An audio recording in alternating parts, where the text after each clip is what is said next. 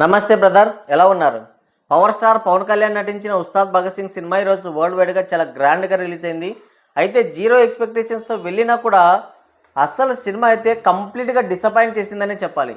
Zero ఎక్స్పెక్టేషన్స్తో వెళ్ళినా కూడా cinema disappoint చేసిందంటే సినిమా అవుట్పుట్ ఏ రేంజ్లో ఉందో మీరు అర్థం చేసుకోవచ్చు. ఎక్కడ కూడా ఇక్కడ బాగుందే, ఇది చాలా బాగుందే, పర్వాలేదే అన్నట్టుగా కూడా లేదు సినిమా. చాలామంది ఏంటంటే నా ఫస్ట్ రివ్యూ చూసి, అంటే సినిమా చూసిన తర్వాత రివ్యూ చెప్పాను. రివ్యూ చెప్తూ నేను వ్యంగ్యంగా చెప్పాను అనమాట. Cinema super, bumper, block buster, industry hit, 10,000 కోట్లు వసూలు చేస్తుంది అన్నట్టుగా చెప్పాను. ఇక చాలామంది ఏమంటున్నారంటే సినిమా బాగుందని చెప్పావు కదా, ఆ మాత్రం చాలు, ఇక సినిమాకి వెళ్ళిపోతాం అని కింద కామెంట్ చేస్తున్నారు. అసలు 10,000 కోట్లు ఏమన్నా వస్తాయా? ఎంత హిట్ అయినా కూడా 10,000 కోట్లు వస్తాయా?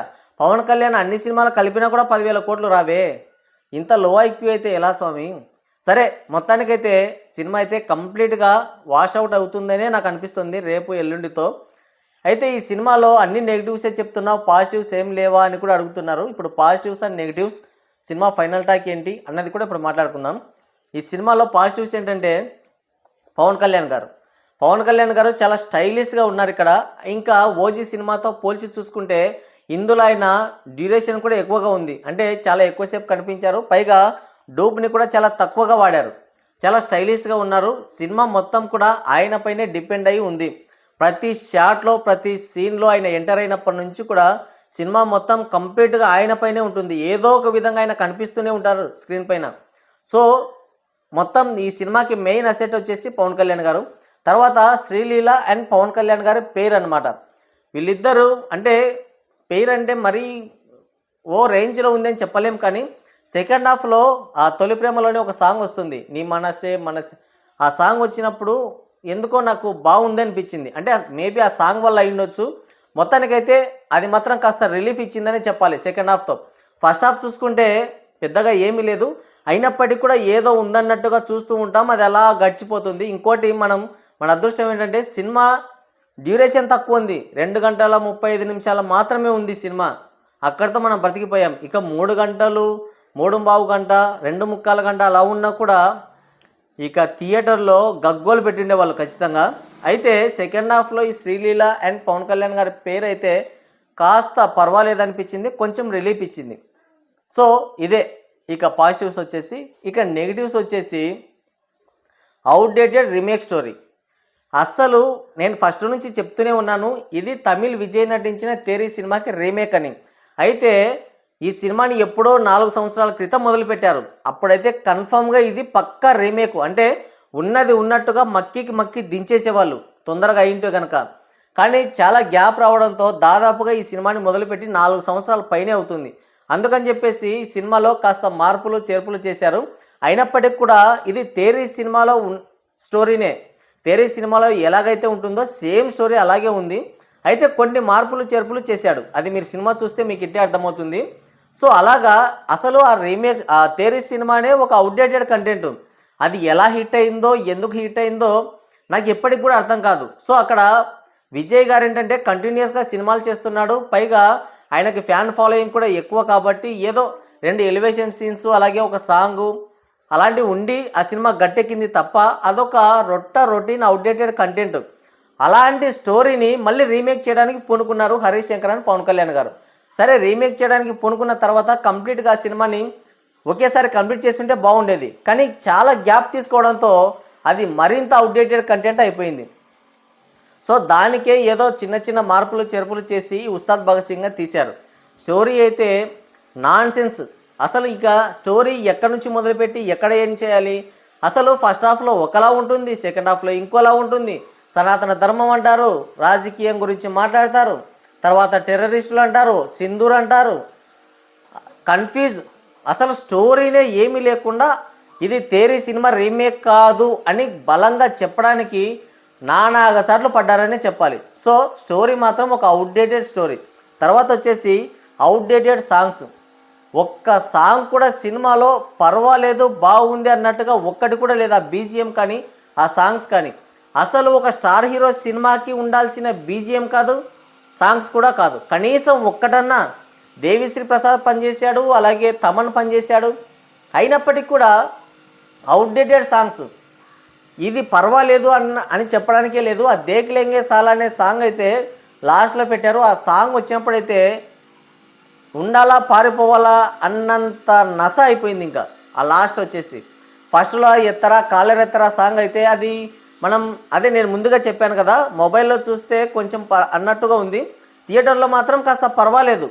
అంటే మరీ ఓ రేంజ్లో ఉందని కాదు, పర్వాలేదు. ఆ ఉన్న సాంగ్స్లోకి అది మాత్రం పర్వాలేదు.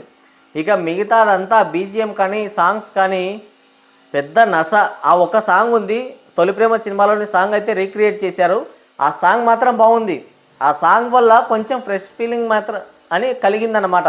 పర్వాలేదు అన్నట్టుగా అక్కడ పవన్ కళ్యాణ్ గారు అలాగే శ్రీలీల గారి పేరు అంటే వాళ్ళ కాంబినేషన్ అయితే చాలా బాగా కుదిరింది. అదొక్కటి మాత్రం పర్వాలేదు. మిగతాదంతా రొటీన్.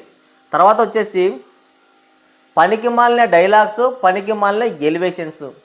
సినిమాలో ఏ డైలాగ్ ఎందుకు వస్తుందో, ఆయన ఎందుకు చెప్తున్నాడో, అసలు ఆ డైలాగ్ రైటర్ ఎవరో, ఖచ్చితంగా హరిశంకర్ గారే డైలాగ్ రైటర్ మాత్రం. అసలు ఇంకా ఏంటి ఇరగదీసే నక్షత్రం, తర్వాత వచ్చేసి ఆపరేషన్ సింధూర్, ఒక దేశం గురించి అలాగే సనాతన ధర్మం గురించి జవాన్ల గురించి ఆయన ఒక క్లాస్ పీకుతాడు సెకండ్ హాఫ్లో. ఎవరికి? మన చమక్ చంద్ర గారికి. అది ఎందుకుందో మనకే తెలీదు. తర్వాత వచ్చేసి గ్లాస్ గురించి, అంటే ఈయన పార్టీ యొక్క గుర్తు గురించి ఒక క్లాస్ పీకాడు. తర్వాత వచ్చేసి ఫ్యాన్స్ గురించి ఒక క్లాసు. ఇప్పుడు సినిమాలో అవసరమైతే వాడుకుంటే పర్వాలేదు, కానీ వాటి కోసమే సినిమా తీస్తేనే అనవసరమైనటువంటి ఇబ్బంది. అసలు అవసరమే లేదు.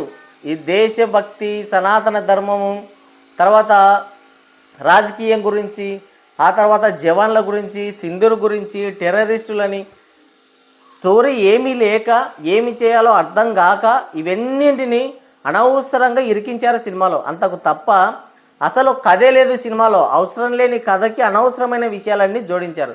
ఇక ఎలివేషన్లు చూస్తే ఫస్ట్ హాఫ్లో ఏదో ఇక ఉస్తాద్ భగత్ సింగ్ అంటే ఏదో చించి ఆరేశాడు పెద్ద, అంటే ఈ ఓజీ సినిమాలో ఉంటుంది కదా అలాంటోడు మళ్ళీ తిరిగి వస్తే అన్నంత రేంజ్లో పెద్ద పెద్ద బిల్డప్లు ఇస్తుంటారు. కానీ మీరు రియాలిటీ చూస్తే చాలా అంటే చాలా ఘోరం. అంత కామెడీగా, అంత యూజ్లెస్గా, అంటే ఒక పనికిరాని క్యారెక్టర్గా తయారు చేశారు. ఇంటర్వెల్ ఫైట్ అయితే చాలా బాగుంటుందని చెప్పారు. ఈ సినిమాకి బిగ్గెస్ట్ మైనస్ వచ్చేసి ఇంటర్వెల్ ఫైట్. అసలు ఆ ఫైట్ ఎందుకు జరుగుతుంది, ఆ డైలాగ్స్ ఏంటి, అసలు ఏమీ అర్థం కాదు. అర్థమైనప్పటికి కూడా మనకి ఇంకా ఏమీ అనిపించదు. ఎందుకు వచ్చాంరా బాబు అని అనిపిస్తుంది. అక్కడితోనే సినిమా షెడ్కి వెళ్ళిపోయింది. తర్వాత వచ్చేసి అదే నేను ముందుగా చెప్పుకున్నట్టుగా రాజకీయం, సనాతన ధర్మం. అసలు పవన్ కళ్యాణ్ గారు ఈ సనాతన ధర్మం అనే దాన్ని పక్కన పడేస్తే బాగుంటుంది. కేవలం ఆయన సినిమాలో మాత్రమే యూజ్ చేసుకుంటున్నాడు ప్రతి దాంట్లో. ఇప్పుడు హరిహర వీరమల్లో సినిమా చూసుకుంటే ఫస్ట్ హాఫ్ ఒకలా ఉంటుంది, సెకండ్ హాఫ్ ఇంకోలా ఉంటుంది. అది ఉన్నట్టుండి డైరెక్ట్గా సనాతన ధర్మం వైపు పరిగెత్తుకుంటూ వెళ్ళిపోతుంది. అంటే కావాలని చేర్చుకున్న సీన్స్ అన్నమాట. సేమ్ ఇక్కడ కూడా అదే కనబడుతుంది.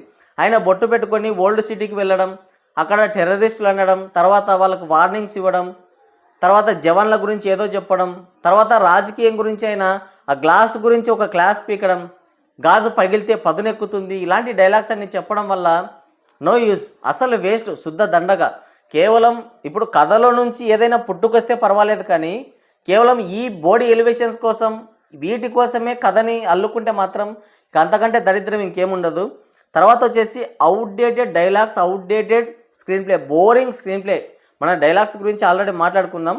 అయితే ఇప్పుడు బోరింగ్ స్క్రీన్ ప్లే, కథ కొత్తగా ఏముండవు. ఇప్పుడు కొత్త కథలు రావాలి అంటే చాలా రేర్. ఉన్న కథల్ని తిప్పి తీస్తూ ఉంటారు, స్క్రీన్ ప్లేతో మ్యాజిక్ చేస్తూ ఉంటారు. ఫస్ట్ నుంచి లాస్ట్ వరకు కూడా ఎంగేజ్ చేస్తూ ఉంటారనమాట. రంగస్థలం సినిమా తీసుకోండి, స్టోరీ ఏముండదు, ఆల్రెడీ మనం చూసిన స్టోరీ లాగే ఉంటుంది. కానీ స్క్రీన్ ప్లే ఎలా ఉంటుంది, ఒక్కొక్క సీన్ వచ్చేసి ఇక్కడ ఫిక్స్ అవుతుంది, మనకి ఇక్కడ టచ్ అవుతుంది. అంటే ఒక్క సీన్ అలా డిజైన్ చేసుకుంటారు. స్క్రీన్ ప్లేలో ఉన్నటువంటి మ్యాజిక్ అది. తర్వాత పుష్ప సినిమానే తీసుకోండి, ఏముంది దాంట్లో, ఏమీ లేదు. సలార్ సినిమా తీసుకోండి, మొన్న వచ్చిన మనశంకర వరప్రసాద్ సినిమా విషయానికే వస్తే డాడీ, తులసి, మృగరాజు ఈ సినిమాలన్నింటినీ మిక్స్ చేసి ఆ సినిమాని తీశారు. ఆ సినిమా 300 కోట్లు కొల్లగొట్టుకుపోయింది. సరే, అది సంక్రాంతి సీజన్లో వచ్చినా కూడా మొత్తానికి హిట్ అయింది కదా, పర్వాలేదు అని అన్నారు కదా. కానీ ఇదేంటంటే బోరింగ్ స్క్రీన్ ప్లే, ఎక్కడ కూడా పర్వాలేదు. ఒక సీన్కి ఇంకో దానికి సంబంధం లేకుండా సీన్స్ అయితే డిజైన్ చేసుకున్నారు. అసలు ఆ సీన్స్ ఎందుకు వస్తున్నాయి, మనం ఎందుకు చూస్తున్నాము అనేది మనకు అర్థం కాదు. స్క్రీన్ పైన పవన్ కళ్యాణ్ గారు కామెడీ చేస్తూ ఉంటారు, పాటలు పెట్టుకోవడం, వాటికి డ్యాన్స్ వేయడం, తర్వాత ఏవో డైలాగ్స్ చెప్పడం, ఇరగదీసే నక్షత్రం ఇలాంటి డైలాగ్స్ అవి చెప్పడం, ఆయనే నవ్వడం, పక్కనున్న వాళ్ళు నవ్వడం, ఇలాంటివి చేస్తూ ఉంటారు. తర్వాత ఆయనే ఏడుస్తుంటాడు. శ్రీలీల చనిపోయినప్పుడు కొన్ని ఎమోషనల్ సీన్స్ ఉన్నప్పుడు ఆయన ఏడుస్తుంటాడు. కానీ థియేటర్లో మనకి ఆయనకి ఎటువంటి సంబంధమే ఉండదు. ఆయన పాటికి ఆయన ఏదో చేస్తుంటాడు, మన పాటికి మనం ఇలా చేతులు కట్టుకొని చూస్తూ ఉంటాం అంతే.